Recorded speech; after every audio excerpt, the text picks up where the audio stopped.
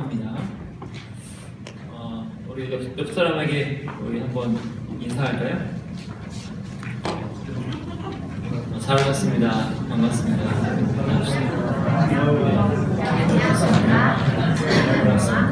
네. 오늘 말씀은 마태복음 6장 9절입니다. 마태복음 6장 9절.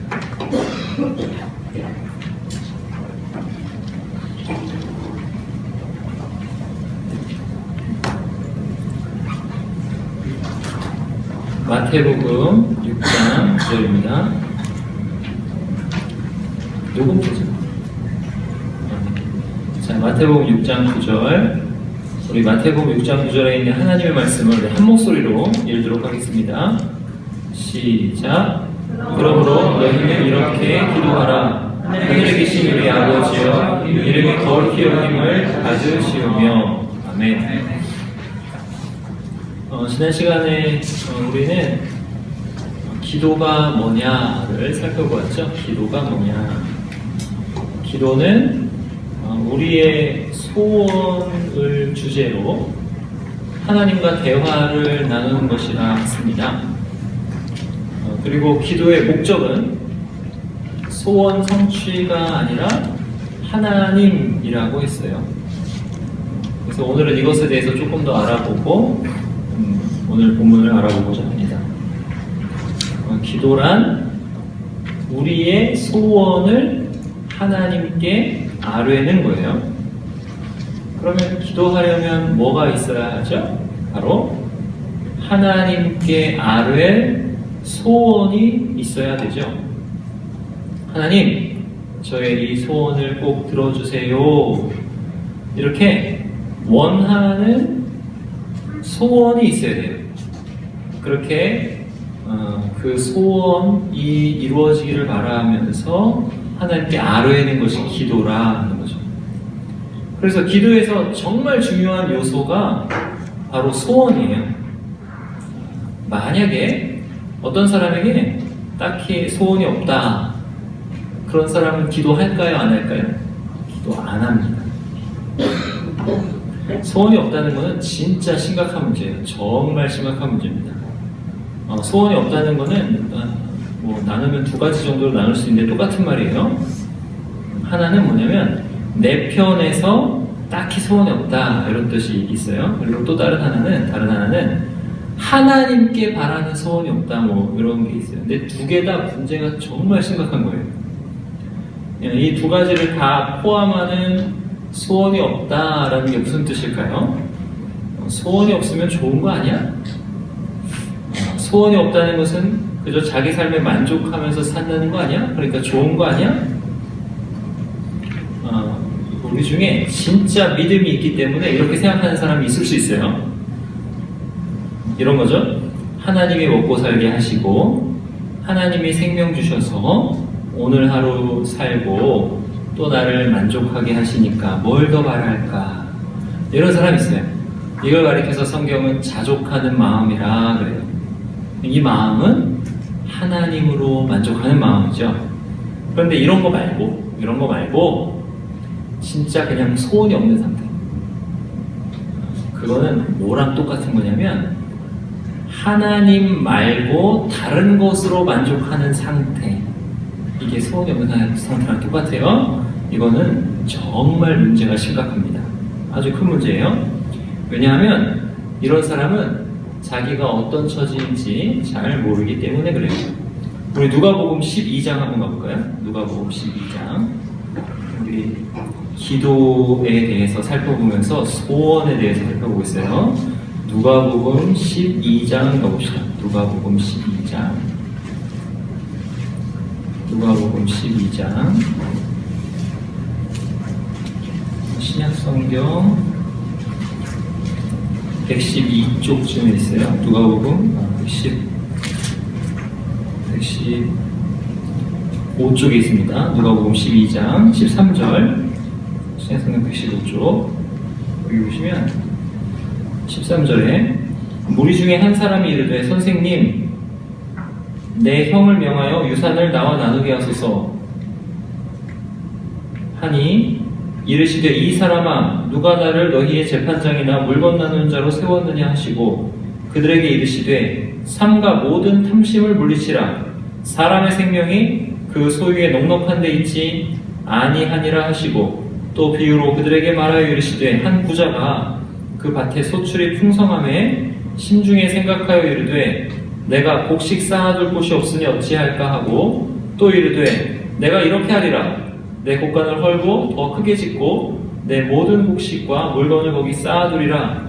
또 내가 내 영혼에게 이르되 영혼아 여러 해 쓸 물건을 많이 쌓아두었으니 평안히 쉬고 먹고 마시고 즐거워하자 하리라 하되 하나님은 이르시되 어리석은 자여 오늘 밤에 네 영혼을 도로 찾으리니 그러면 너의 준비한 것이 누구의 것이 되겠느냐 하셨으니 자기를 위하여 재물을 쌓아두고 하나님께 대하여 부요하지 못한 자가 이와 같으니라. 여기 보면 주님께 유산 상속을 위해서 공정한 분배를 위해서 소원을 가지고 요청하는 한 사람이 나오죠. 아마도 이렇게 요청하는 사람은 동생일 거예요. 5번에서는 명확하게 안 나오지만 동생일 거예요. 그리고 그의 형이 그에게 부모님의 재산을 공정하게 분배하지 않았을 것입니다. 당시에는 형에게 좀 정권이 있었어요. 그래서 이 사람은 예수님께 예수님이 율법의 전문가로서 그렇게 얘기를 좀 해달라 소원 성취를 위해서 구합니다. 그 소원은 뭐예요? 형이 재산을 공정하게 분배하도록 해주세요 이거죠. 이 사람의 요청은 나름 이제 재산 분배에 있어서 정의로운 것처럼 보입니다. 그런데 세상적으로 또 상식적으로 정의로워요. 그런데 예수님은 그 이면을 보십니다. 이 사람의 그렇게 구하는 그 요청의 이면을 보세요. 그러면서 자, 너 그렇게 재산 분배로 네가 재산이 많아졌다고 하자. 자, 여기 이런 부자가 있다 라고 하면서 비유를 말씀하시는 거죠. 이 비유에서 부자가 나오죠. 이 부자는 곡식을 쌓아둘 곳이 없이 풍성하게 거두었어요. 이제 더 바랄 것이 없이 부자가 되었다는 뜻이에요. 그래서 이 사람은 그것에 깊이 만족합니다. 만족하면서 심중에 이렇게 얘기해요. 내가 내 영혼에게 이르되 영혼아 여러 해 쓸 물건을 많이 쌓아두었으니 평안히 쉬고 먹고 마시고 즐거워하자 그럽니다. 이 사람, 지금 이 사람은 소원이 없는 사람이죠. 소원이 없는 상태의 사람. 이 사람에 대해서 하나님이 뭐라 하세요? 어리석은 자여 오늘 밤에 너의 영혼을 도로 찾으리니 그러면 너의 준비한 것이 누구의 것이 되겠느냐? 우리 대부분이 여기 말씀에 나오는 요 무리 중에 한 사람 공정한 유산 분배라는 그 소원을 가지고 예수님께 아뢰던 그 사람처럼 예수님께 기도하는 경우가 많죠. 그렇게 소원을 가지고 있는 경우가 많아요. 이 사람이 예수님께 요청하는 그 요청의 핵심이 뭐예요? 바로 형이 나에게 재산을 분배해 줘서 나도 이제는 좀 걱정 없이 살게 해주세요 이거예요. 그런데 이 사람의 소원이 성취되었을 때 어떻게 되죠? 예수님의 비유에 나온 부자처럼 됩니다. 이 부자는 어떤 사람이라고요? 더 이상 하나님께 아뢰할 소원이 없는 사람. 우리가 예수님께 맨날 구하는 게, 주님께 하나님께 맨날 구하는 게 이런 거라는 거죠. 하나님, 제가 하나님 없이 살 수 있게 해주세요. 이걸 구해요. 우리의 소원이 대부분 그래요. 이 사람의 소원대로 한번 생각해 보세요. 형이 이 사람에게 재산을 제대로 분배해 주었다고 해봅시다. 그러면 한 방에 큰 돈이 들어와요. 그러면 이 사람은 지금 있는 집에서 벗어나 큰 집으로 이사를 갈 수도 있겠고, 어쩌면 멋진 외제차를 사서 차를 바꿀 수도 있을 거예요. 아니면 어쩌면 사업 자금으로 사용해서 더 큰 돈을 벌 수 있는 기회를 잡을 수도 있어요. 그래서 만약에 이 사람이 큰 부자가 되었다고 해봅시다. 자, 이제는 내가 만족한다. 나에게 더 이상 소원이 없다. 이런 상태가 된다는 거죠. 바로 이런 상태를 이 사람이 원하고 있다는 거예요. 사람은 지금 예수님의 비유에 나오는 부자의 상태를 원하고 있는 거죠. 그래서 예수님이 비유로 이 부자를 말씀하시는 거예요. 너 이렇게 될래? 이렇게 얘기하시는 거죠. 너 네 소원 이루어지면 이렇게 돼. 너 이렇게 될래? 이거 얘기하시는 거예요. 그런데 예수님의 비유에 나오는 부자는 지혜로운 사람입니까? 어리석은 사람입니까? 아주 어리석은 사람입니다. 왜냐하면 이제 하나님께 소원이 없을 정도로 다 가졌어요. 그런데 그것을 다 남겨두고 바로 그날 밤에 죽게 되기 때문입니다. 이제껏 원했던 소원이 다 이루어졌어요. 이제 소원이 성취된 것을 이제 좀 누리려고 하는 그 순간 다 남겨놓고 허무하게 죽게 됩니다. 주님이 이렇게 말씀하시죠. 15절에 삼가 모든 탐심을 물리치라.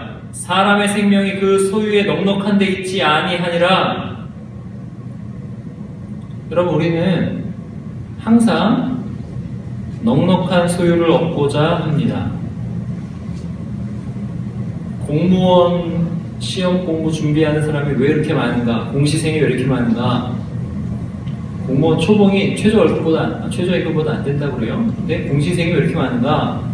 왜 대학도 안 가고 고등학교 때부터 공무원을 지향하고 공무원이 되려고 하는가? 왜 그래요? 안정되게 넉넉하게 월급 받고 살고 싶다는 거죠. 예수님 말씀하십니다. 삼가 모든 탐심을 물리치라. 사람의 생명이 그 소유에 넉넉한 데 있지 아니하니라. 우리는 다 내가 좀 넉넉해져가지고 하나님께든 그 누구에게든 구질구질하게 돈 빌리지 않고 구하지 않고 살았으면 좋겠다, 이런 소원을 가지고 있습니다. 공무원이 됐든 사업이 잘 되든 내가 어떤 높은 자리에 올라가든 이런 소원을 가지고 있어요. 이 소원은 뭐예요? 나는 더 이상 하나님께 소원이 없는 상태가 되고 싶습니다, 이런 소원입니다. 그런데 주님 말씀하세요. 그거 진짜 어리석고 진짜 위험한 거예요. 왜요? 죽어. 너 죽어. 이래요. 그리고 바로 심판이 있어요. 여러분, 신과 함께 보셨어요? 네. 천만을 향해서 나아간다는데, 신과 함께해서 심판이 조금 나오죠. 심판이 조금 나오는데, 신과 함께해서 나오는 그 심판은 처음에는 조금 무섭더라고요. 처음에 지옥이 딱 나오잖아요. 지옥이 나오는데 그 소방관이 거기 올라가 있는 고기 밑에 지옥이잖아요. 지옥이 딱 있고 그 지옥이 불지옥이고 사람들이 그 불이 너무 뜨거우니까 막 기어 올라오는 거예요. 사람이 사람을 밟고 막 기어 올라오는 장면이 좀 무섭더라고요. 근데 이제 거기까지가 무서운 거죠. 곧 심판관이 나오고 기소자들이 이제 형량을 부과합니다. 거기서 검사 정도 되겠죠. 부과할 때 지옥이 갑자기 코미디가 돼요. 굉장히 낭만적이 됩니다. 왜요? 5년 이렇게 형량을 부과하는 5년. 간접살인죄 5년. 여러분, 그런 지옥은 굉장히 낭만적인 지옥이에요. 5년만 살고. 만약에 살인을 했어요. 한 사람 살인하면 몇 년이 부과될까요? 1000년이 부과된다고 합시다. 직접 살인 1000년. 두 사람 죽이면 2000년. 세 사람 죽이면 3000년. 뭐 많이 죽였어요. 10,000년. 그래도 낭만적이에요. 왜요? 그 시간만 견디면 돼요. 불지옥이든 나태지옥이든 폭력지옥이든 다 나오잖아요. 돌로 얻어맞고 막 뭐가 갈고 지나가는데 계속 뛰어야 되고 뭐 나오는데, 아무리 고통스러워도 몇 년이면 돼요? 한 20만 년이라 합시다. 20만 년이면 돼요. 낭만적인 심판입니다. 근데 진짜 심판은 뭔지 아세요? 진짜 무섭습니다. 뭐가 무섭냐면 고통은 고통대로 다 당하는데 끝이 없어요. 끝이 없어요. 영원히 고통당한다는 거죠. 일말의 기회가 없다. 진짜 소망이라는 건 전혀 없다는 거죠. 우리 마태복음 13장 한번 가볼까요? 마태복음 13장 부자가 왜 어리석은지를 지금 보고 있습니다. 마태복음 13장 47절입니다. 마태복음 13장 47절. 또 천국은 마치 바다에 치고 각종 물고기를 모으는 그물과 같으니 그물에 가득함의 물가로 끌어내고 앉아서 좋은 것은 그릇에 담고 못된 것은 내버리느니라. 세상 끝에도 이러하리라. 천사들이 와서 의인 중에서 악인을 갈라내어 풀무불에 던져 넣으리니 거기서 울며 이를 갈리라. 사랑하는 청년 여러분, 지금 이 순간에는요, 하나님의 은혜가 있습니다. 하나님의 은혜가 지금 가득해요. 그래서요, 소망이라는 게 있어요. 우리에게 소망. 내일은 오늘보다 나을 거야 라는 희망이라는 게 우리에게 있습니다. 만족이라는 것도 있어요. 배고프면 먹으면 만족스럽습니다. 맛있는 음식을 먹으면 좋아요. 만족스러워요. 충분히 자고 잘 쉬면 몸이 만족합니다. 컨디션이 좋은 것이라는 게 있어요. 슬픔도 있고 고통도 있지만 그 중에서도 장례식장에서도 웃음이 있어요. 기쁨도 있고 즐거움이 있습니다. 좋은 것이 아직 있어요. 왜요? 하나님께서 좋은 것을 여기에 허락하시기 때문에 그래요. 그런데 지옥에는 좋은 것이 전혀 없습니다. 전혀 없어요. 소망이 없습니다. 기쁨도 없고 즐거움도 없고 만족도 없어요. 허망하고 허무하고 고통스럽고 슬프고 분하고 분통이 터지다 못해서 울분으로 눈물을 흘리고 이를 부득부득 다 갈고 이가 없어지도록 갈고 잇몸에서 피가 나도록 이렇게 다 갈아 잇몸이 다 문드러지도록 갈아도 속에 원통이 안 풀릴 정도로 원통만 있어요. 원통이에요. 근데 그 일을 언제 간다고? 불 속에서. 여러분, 그 화상이라는 상처는요, 면역이 되지 않는 고통이에요. 불은 뜨겁게 데이면 데일수록 계속 뜨거운 거예요. 의식을 잃지 않는 한 점점 더 뜨거워요. 그래서 그런 고통, 그런 육체적인 고통 속에서 이를 갈아요. 불이 내 몸을 그렇게 태우는데 왜 이를 갈아요? 원통하기 때문에. 원통해서. 여기 예수님의 비유에서 뭐라고 해요? 의인 중에서 악인 걸러내서 풀풀에 던져놓는다. 내가 왜 교회 다니면서도 하나님을 진실되게 믿지 않았는가? 내가 왜 복음에 진실되게 반응하지 않았는가? 내가 왜 예수님을 진지하게 믿고 따르지 않았는가? 내가 왜 그때 그 말씀을 듣고 깊이 생각하지 않았는가? 원통에서 이를 갈아요. 그때 내가 복음을 거역하지 않고 믿지 않고 예수님을 진지하게 따르지 않은 그 결과, 그 영원한 고통에 들어가고 보니 원통한 거죠. 그 결과는 뭐예요? 영원한 고통, 끝나지 않는 고통, 수치, 절망, 암흑이. 좋은 것이라고는 전혀 없는 그런 암흑이 영원히 지속되는 것입니다. 사실 불에 데이는 고통보다 이 영원한 절망이 더 큰 고통이에요. 이거 생각할 때마다 원통하고 분해서 이를 갑니다. 영혼의 고통이 육체의 고통을 압도해요. 육체가 타들어가는 고통보다 그때 내가 왜 그랬는가? 그 고통이 더 무겁고 중요해요. 육체가 고통스러우면 고통스러울수록 의식이 또렷해져요. 후회가 점점 더 커지는데 그 후회가 커지는 것을 해결할 방법이 없어요. 그곳에서 어떻게 나올 방법이 없어요. 완전한 절망입니다. 그러니까 시간이 지나면 지날수록 고통은 더 커지죠. 영혼을 짓누르는 그 후의 고통은 더 커지죠. 절망이 더 커지죠. 근데요, 점점 커지는데 언제까지? 끝이 없습니다. 영원히. 내가 진짜 부자 돼서 하나님께 소원이 없는 상태를 원한다는 건 무슨 뜻이냐면 하나님을 잃어버려도 좋다라는 뜻입니다. 그 뜻은 무슨 뜻이냐면 나 지옥 가고 싶습니다. 라는 뜻입니다. 영혼아, 여러 해 쓸 물건을 많이 쌓아두었으니 평안히 쉬고 먹고 마시고 즐거워하자. 자, 이제 나는 아무 소원이 없다. 나는 부자다. 나는 모든 것을 내 힘으로 할 수 있다. 그래, 이제 나는 즐길 일만 남았다. 이런 사람이 하나님 말씀하시는 거죠. 하나님이 이르시되 어리석은 자여, 오늘 밤에 너의 영혼을 도로 찾을 거다. 찾을 거다. 히브리서 9장 27절에 이렇게 말씀합니다.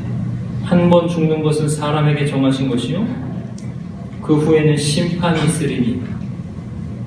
모든 사람 다 죽습니다. 그리고요, 여러분이 생각하는 것보다 여러분 빨리 죽습니다. 죽음이 성큼성큼 다가오는 속도가 굉장히 빨라요.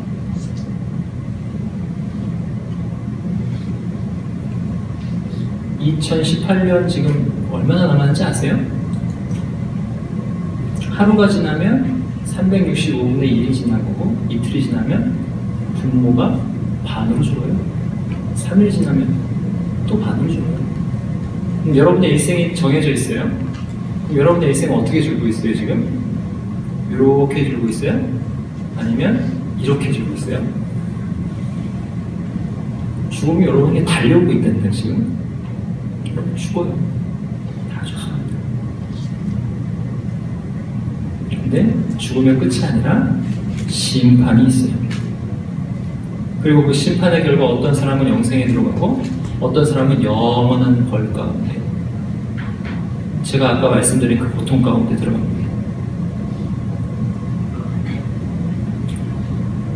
세상에서는 가난해서 하나님 이것 좀 해주세요, 저것 좀 해주세요, 하나님 저 이거 부족해요, 하나님 저 정말 죄와 비참 가운데 힘듭니다, 저에게는 답이 없습니다.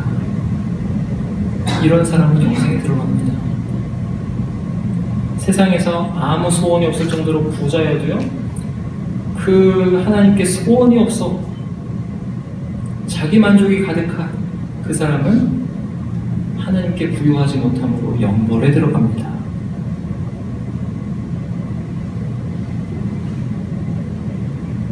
왜 그래요? 하나님께 소원이 없다는 것은 하나님 말고 내가 만족하다는 거죠. 그거는 뭐예요? 나는 하나님과 별로 관련 없이 삽니다 라는 거죠. 하나님과 관계없다는 거예요.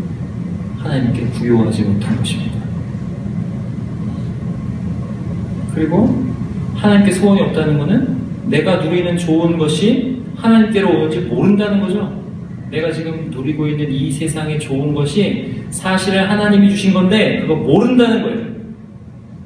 나 스스로 좋은 것을 만들어낼 수 있다고 생각하는 거예요. 그러니까 하나님께 구할 것이 없는 거예요.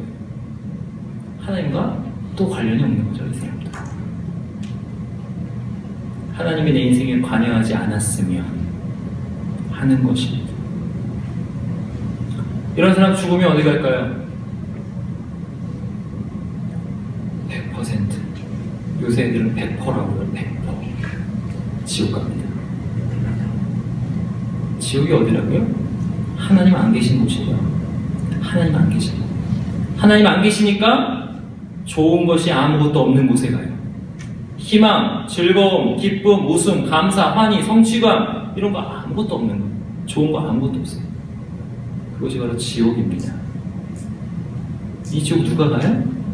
나 스스로 살기 원하는 사람, 하나님이 내 인생 터치 안 했으면 좋겠는 사람, 하나님께 소원이 없는 그런 그 상태를 원하는 사람이 지옥 갑니다. 근데 이 사람은 뭘 원했어요?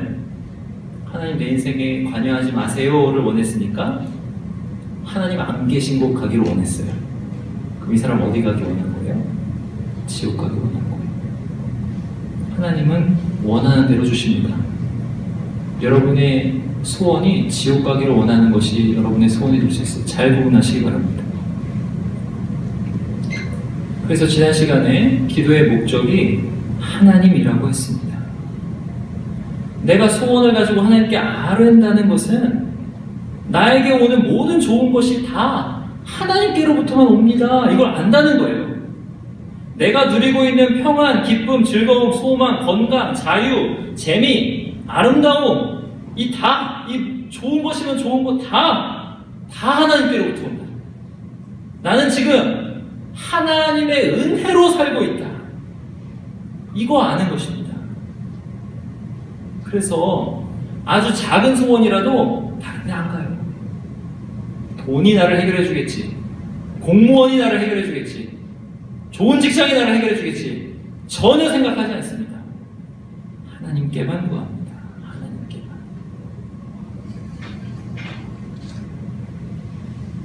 아주 작은 소원이라도 다 하나님께만 가져가는 거죠.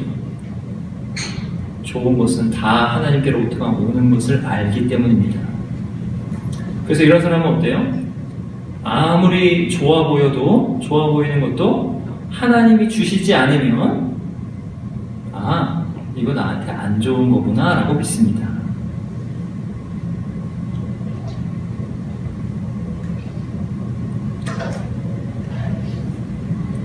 왜냐면 내가 그것을 원해서 그걸 하나님 나한테 주시면 내가 지옥 가는데 아주 큰 기여를 할 것이기 때문에 하나님이 안 주시는 거예요. 내가 아주 부자가 되고 싶어요? 하나님이 여러분 왜 부자 안 만들어주시는지 아세요? 지옥 가니까. 하나님이랑 관계없이 되니까. 그것을 알고 내가 지금 이렇게 가난한 게 되구나. 그거 믿고 자기의 처지에서 함께 감사합니다. 가난이 더 하나님께 소원을 아뢰게 하잖아요. 가난이 더 우리의 비참과 결핍을 절절하게 느끼게 하잖아요. 그렇게 하나님을 믿고 아주 작은 소원이라도 모두 다 가지고 하나님께 나아갑니다. 그래서 산상수훈 서도에서 예수님이 뭐라고 그러셨어요? 복되도다 심령이 가난한 자들이요 그러셨어요. 가난한 자들이요 너희 복된 거야. 이거 믿는 사람은요, 하나님이 안 계시면 내가 모든 것을 다 가진다 하더라도 나는 비참하다 이것을 압니다. 하나님의 은혜를 거두시는 것 자체가 얼마나 큰 지옥 고통인지 절절하게 알아요. 그래서 하나님을 구하고 하나님의 얼굴을 구하고 하나님의 동행을 구하고 하나님의 은혜를 구합니다. 그렇게 점점 하나님이 그의 소원이 되어가요. 하나님이 소원되는 삶. 이런 사람은 은혜의 자리에 어떻게 할까요? 죽자사자 나오겠죠.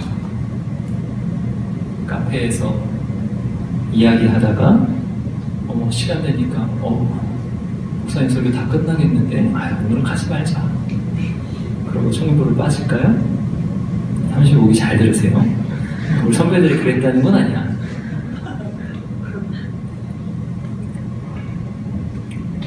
카페에서 시간이 딱 지나면 2시 1분 딱 되면 지옥 갈 것 같아. 빨리 청문 봐야 돼. 와서 말씀드려야 돼. 서로 얘기하세요. 너 그러다 지옥 간다고. 천국 백성은 이렇게 하나님을 소원하는 사람입니다. 회개하라 천국이 가까이 왔느니라 말씀하시면서 주님은 산상수훈으로 지금 천국 가르치고 계세요. 천국. 처음에는 천국에서 누가 복된가?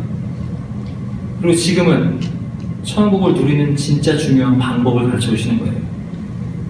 심령이 가난한 사람 복되다 하시면서 가난하니까 뭐 한다는 거예요? 가난, 결핍, 죄와 비참을 절절하게 아니까 하나님께 기도한다는 거예요. 그렇게 기도하면서 천국을 누립니다. 가난한 자가 복됩니다. 그리고 천국을 누리는 가장 최고의 방법은 뭐냐? 기도입니다. 그 어떠한 사소한 것이라도 다 가지고 하나님께 나아가는 거예요. 여기까지가 지난주 보충 설명입니다. 이제 오늘 본문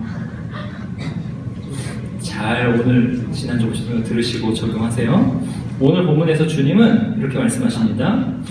그러므로 너희는 이렇게 기도하라. 이렇게 말씀하시면서 기도의 내용을 가르쳐 주십니다. 그 첫 번째 기도 내용이 뭐냐면 하늘에 계신 우리 아버지여예요. 기도하기 위해서 먼저 하나님을 아버지로 믿고 부르라 하는 거예요.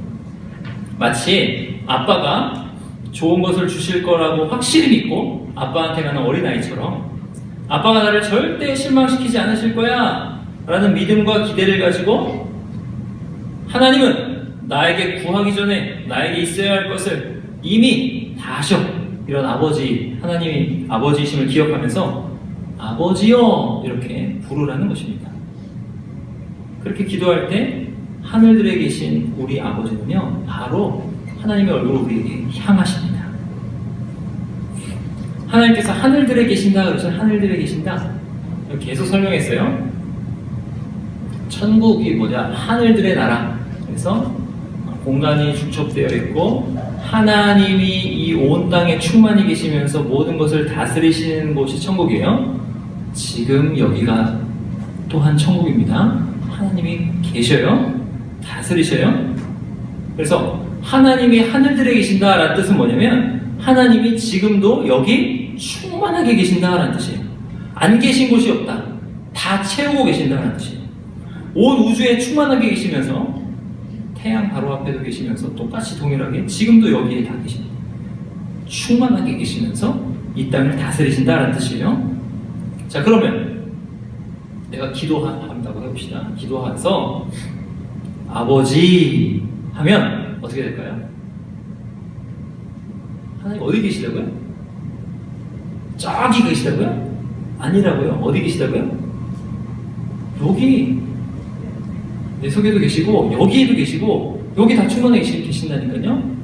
그러면 우리가 아버지라고 부를 때 어떤 일이 일어나요? 여기 계신 하나님이 그 얼굴빛을 나에게 바로 향하고 그 귀를 나에게 확 기울이십니다. 내가 아버지라고 부르는 그 순간 그래요. 제가 성경 공부 때 이거 가르쳐 드렸더니 한 집사님이 기도하기가 무서워졌대요. 아버지 할 때마다 누가 확 쳐다보는 것 같아요. 확 쳐다보는. 근데 느낌이 아니라 진짜예요. 여러분이 기도하면 하나님의 모든 주의 집중과 관심이 여러분을 확 향하십니다. 그래. 왜?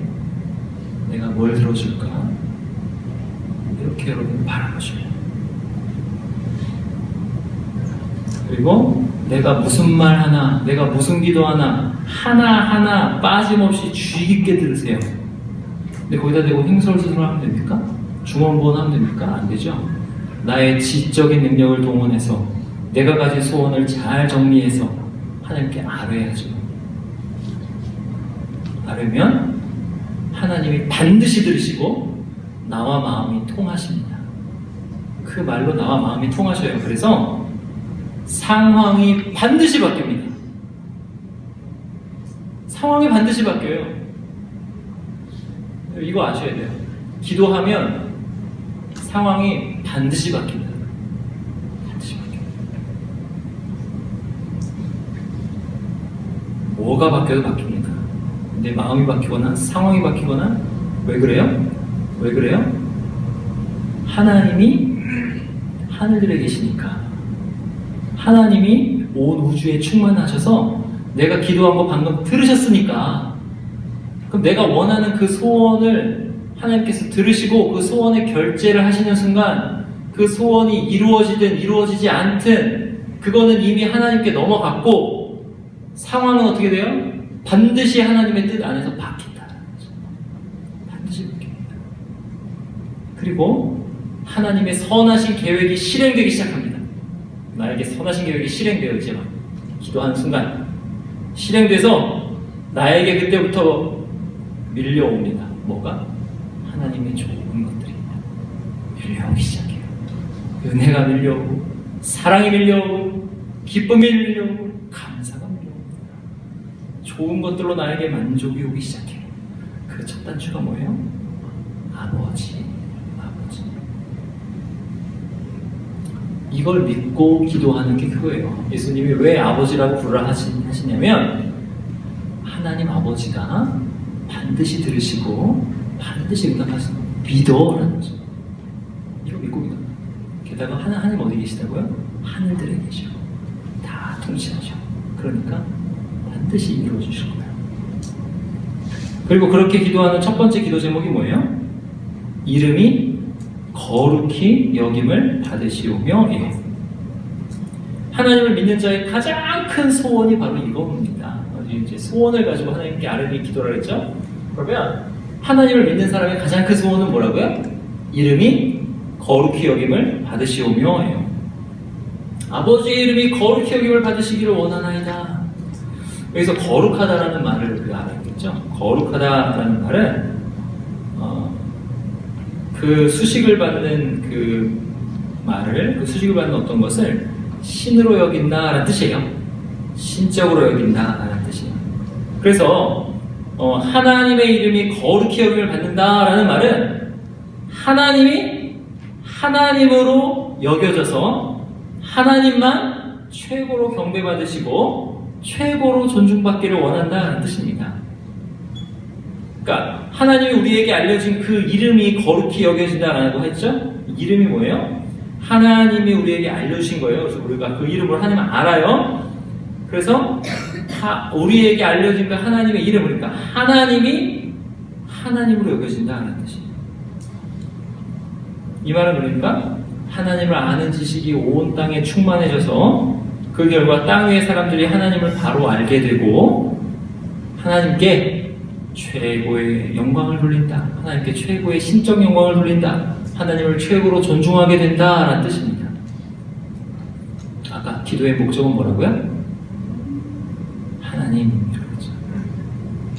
이렇게 하나님을 믿는 사람은 하나님께 기도할 때 하나님을 최고의 목적에 둡니다. 결코 하나님을 수단으로 소원을 성취하려고 하지 않아요. 이들의 소원 자체가 뭐예요?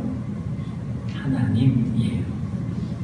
그래서 이들의 소원은 하나님께서 하나님이심을 나도 깊이 인식하고 하나님께 영광을 돌리게 되면서 동시에 다른 사람들도 하나님이 하나님이심을 인식하고 하나님께 영광을 돌리게 되기를 바라는 것입니다. 그게 바로 이름이 거룩히 여김을 받으시오며 라는 뜻이에요.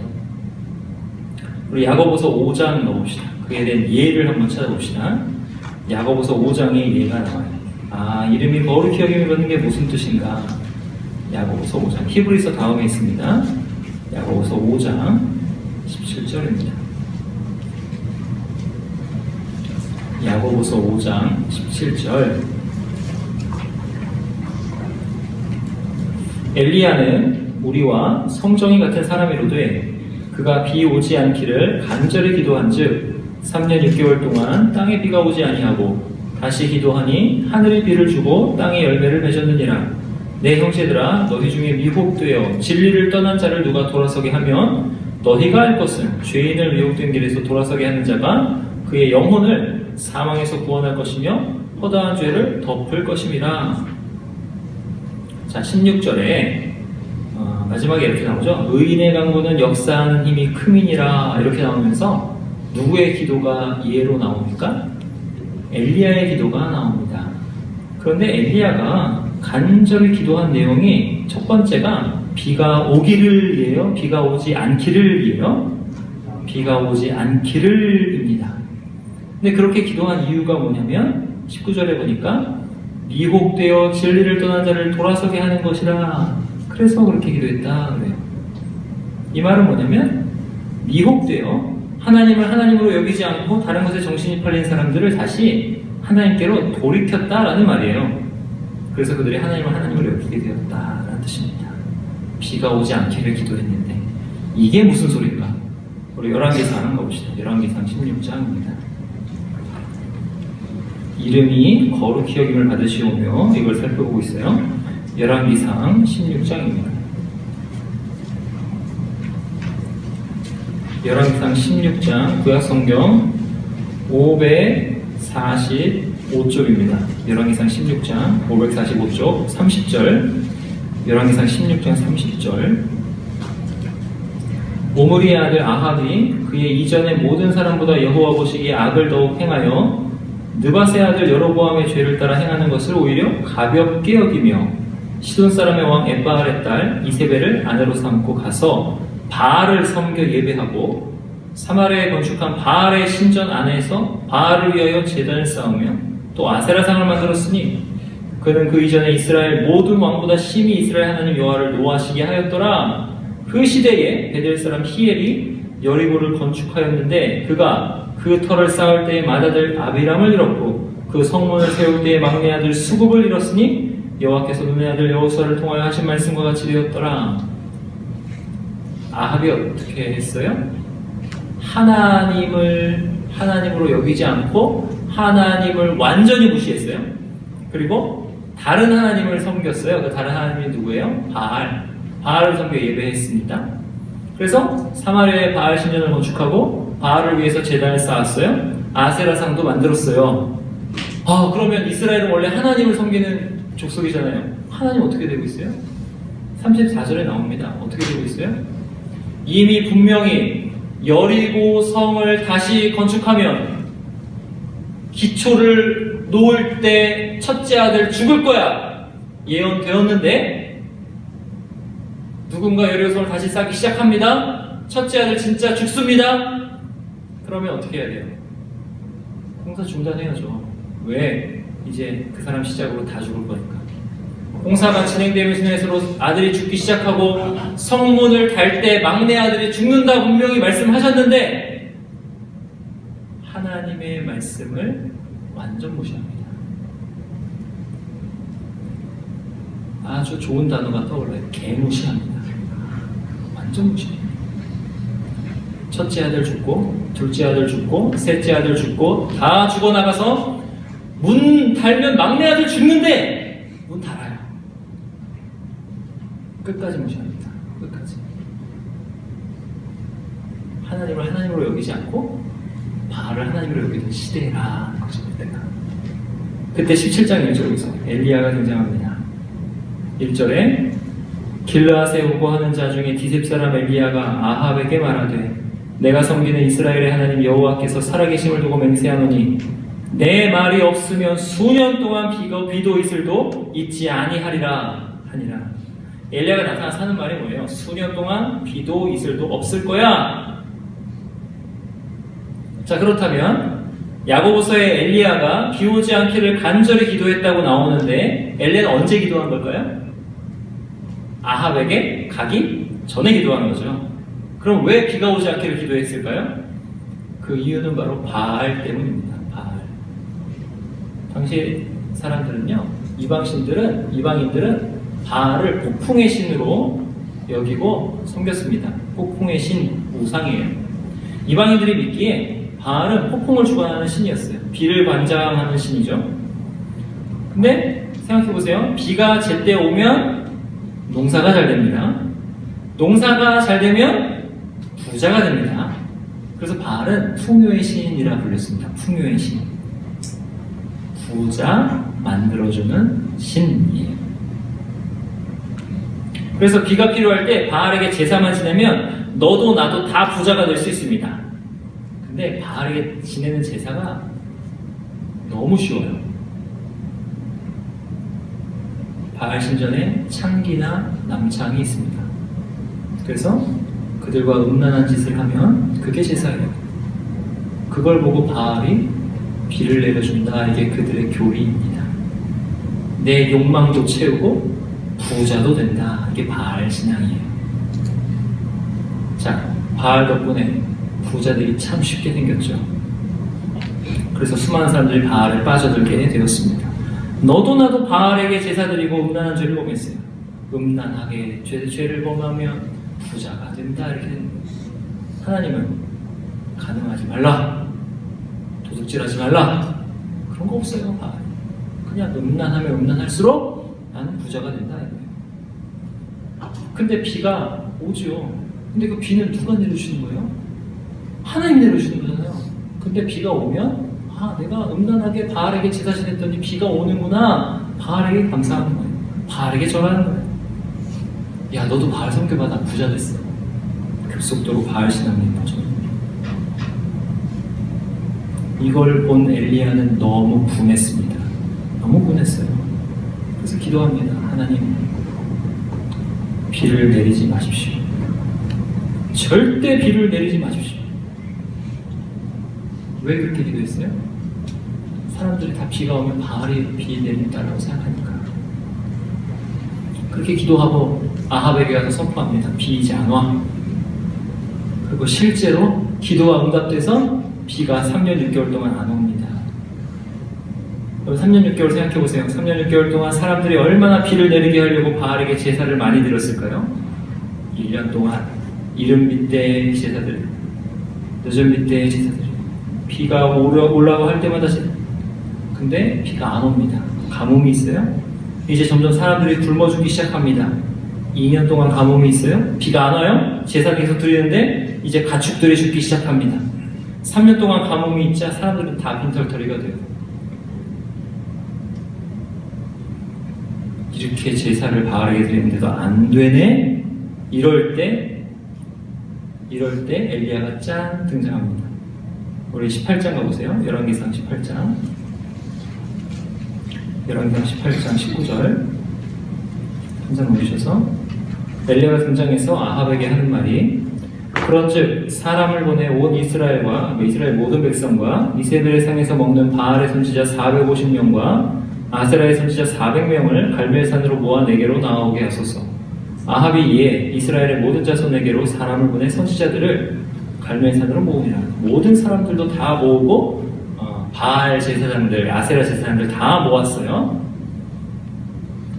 엘리야는 아합한테 제안한 거죠. 그리고 양쪽의 대결이 있기 시작합니다. 그래서 그 대결을 엘리야가 제안하죠. 결론적으로 불을 내리는 신이 진짜 신이다 이렇게 얘기해요. 그래서 백성들에게 불을 내리는 신이 진짜 신이다 이렇게 이야기합니다.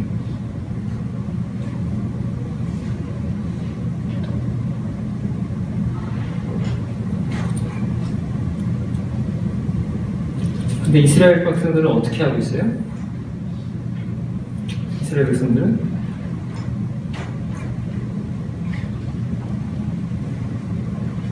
18장 21절 보세요. 18장 21절. 엘리야가 모든 백성에게 가까이 나아가 이르되 너희가 어느 때까지 둘 사이에서 머뭇하려느냐. 여호와가 만일 하나님이면 그를 따르고 바알이 만일 하나님이면 그를 따를지니라 하니 백성이 말 한마디도 대답하지 아니하는지라. 3년 6개월 동안 비 안 와가지고 바알이 거짓인지 다 판명 났는데 백성들이 아직도 머뭇합니다. 왜 그래요? 음란하고 거기에 빠져서 그 부자 된다고 하는 것에 빠져서 나오기가 이렇게 어려운 거죠. 그래서 엘리야가 불을 내리는 신이 진짜 신이다 라고 대결을 제안하고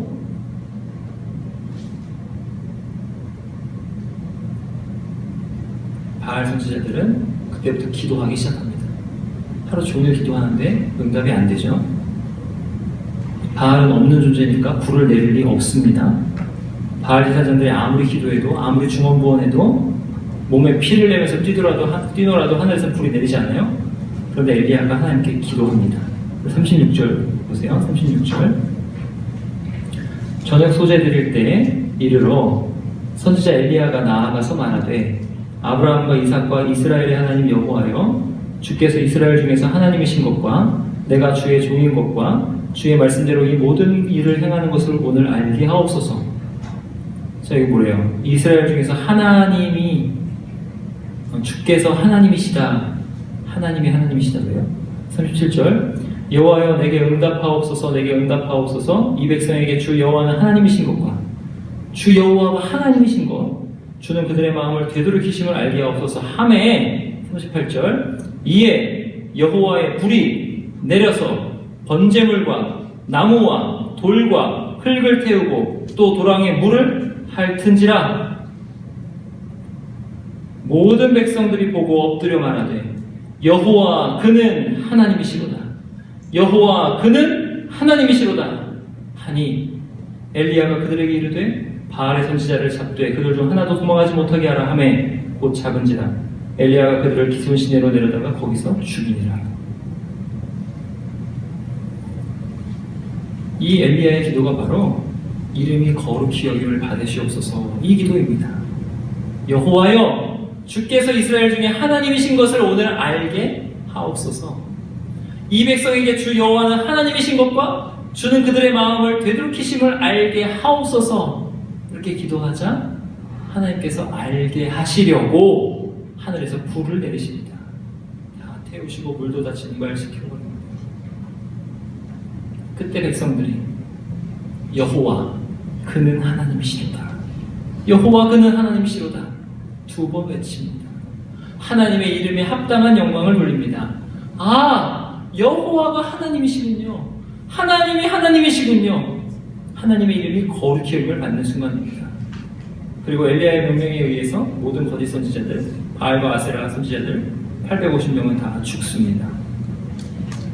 그리고 엘리야가 기도합니다. 그 뒤에 그 기도 제목은 뭐예요? 여호와여 이제 비를 내려 주소서입니다. 그 땅에서 바알에게 제사할 수 있는 제사장이 하나도 없는 상태에서 이제 비가 온다면 그 누구도 바알이 비를 내린다고 할 수 없는 그런 상태에서 비가 온다면 이제는 누가 비를 내리는 거예요? 하나님이 비를 주신다는 것을 의심할 수 없게 해놓고 비를 내려 주소서 이렇게 기도하는 것입니다. 이 엘리야의 사역이 바로 하나님의 이름이 거룩히 여김을 받게 되는 사역이에요. 앞에 있는 부자, 하나님 없어도 살 수 있는 그런 상태와는 반대되는 상태입니다. 백성들이 하나님 없이 살 수 있는 것처럼 여길 때 우리가 기도해야 되는 게 뭐예요? 하나님, 비를 내리지 말아 주옵소서. 우리말로 하는 거예요. 하나님, 경제적인 불황을 주옵소서예요. 모든 사람이 다 돈이 신이라고 외칠 때 돈이 신 아니야! 라고 우리가 할 수 있는 방법은 뭐예요? 하나님, 이 기업도 망하고 저 기업도 망하게 하옵소서. 하나님이 하나님이신 것을 알게 하옵소서요. 먹을 것, 입을 것, 좋은 것은 하나님으로부터 온다라는 것을 알게 하옵소서. 여러분의 소원은 무엇입니까?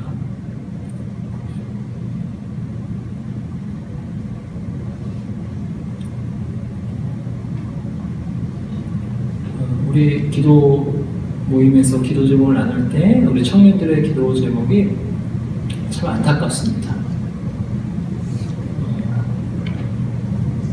소원이 뭔가 좀 잘 되기를, 이런 소원이 대부분이에요. 뭔가 좀 잘 되기를. 이해합니다. 여러분이 참 빡빡한 세대에 살고 있어요.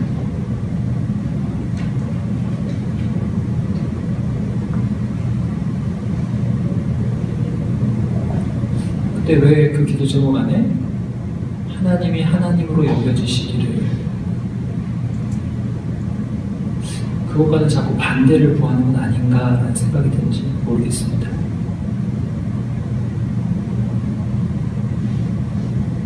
여러분에게 좋은 것은 하나님께로부터만 옵니다.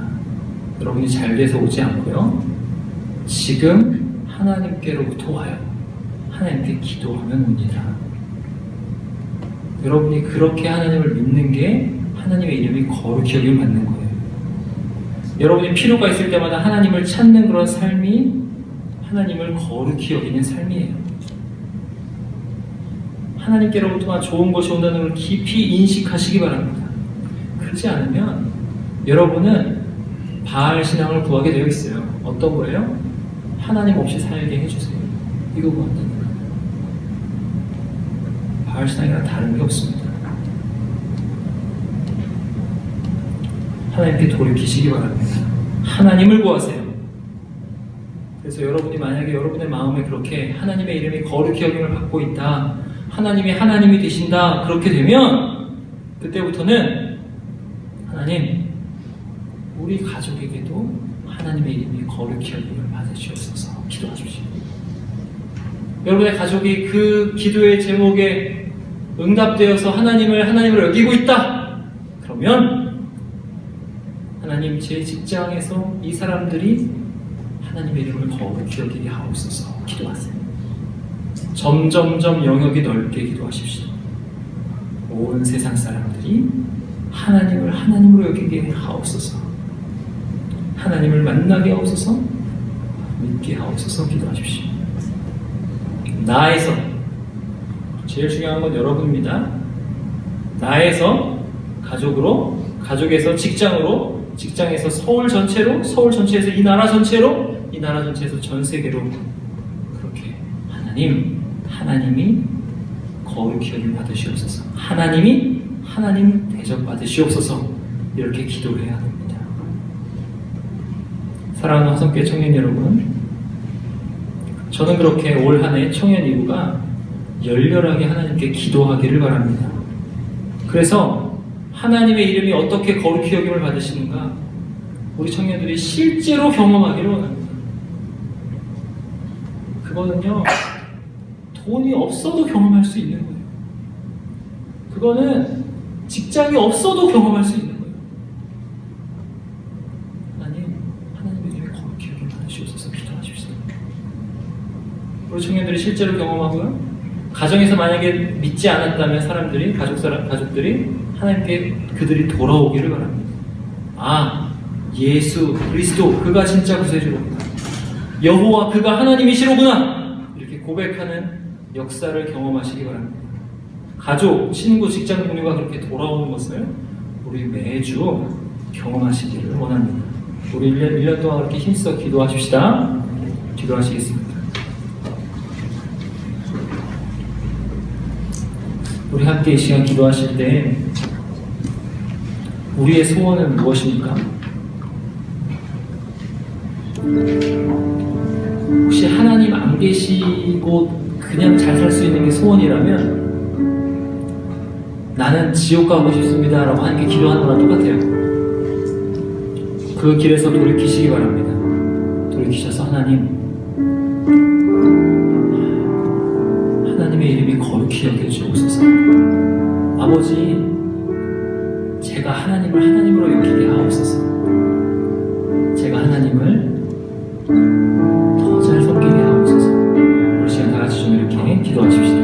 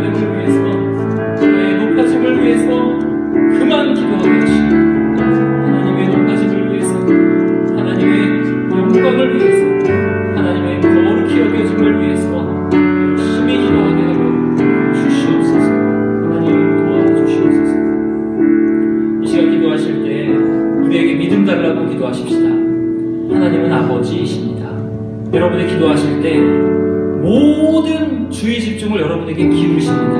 한마디 한마디 하나님께 여러분의 지적인 능력 사용해서 한마디 한마디 구하시기 바랍니다.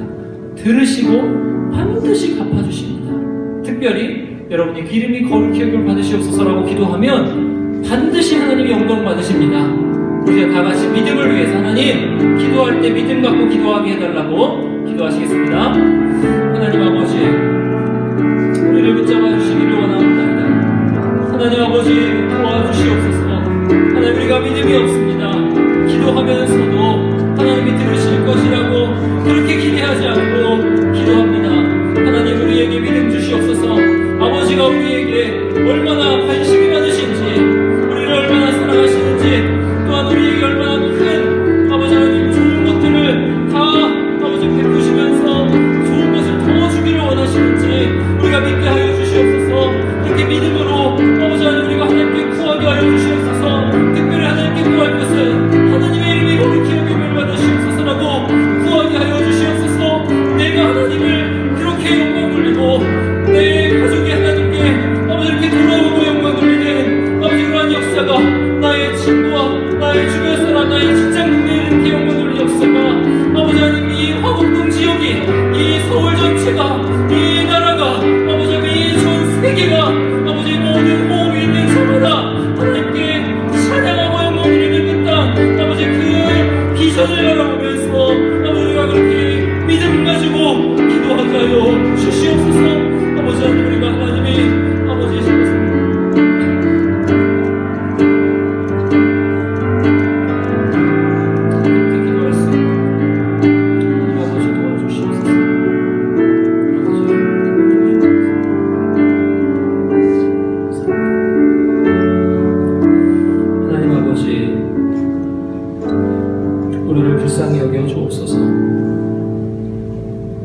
우리가 죽지 않고 영원히 살 것 마냥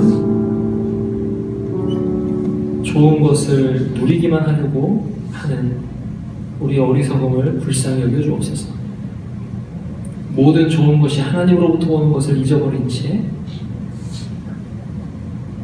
나에게 귀찮은 것을 요구하는 하나님으로 생각하고 하나님으로부터 떨어져 지옥으로 향하는 우리의 이 무지함을 용서하여 주시고 우리의 발걸음을 되돌이켜 주셔서 하나님의 이름이 거룩히 여김을 받으시옵소서라고 기도하는 우리가 되게 하여 주옵소서. 기도할 때 믿음 주시고 마치 아버지에게 나가는 어린아이처럼 믿고 기도하며 내가 하나님을 거룩히 여길 뿐만 아니라 내가 있는 모든 곳에서 하나님이 거룩히 여김을 받으시옵소서. 하나님의 하나님 되신 하나님의 하나님으로 대접받으시옵소서. 감사드리고 주 예수 그리스도의 이름으로 기도하옵나이다. 아멘. 네, 기도하겠습니다. 지금은 우리 주 예수 그리스도의 은혜와 하나님의 사랑과 성령 하나님의 교통하심이 너희 무리와 함께 있을지어다. 아멘.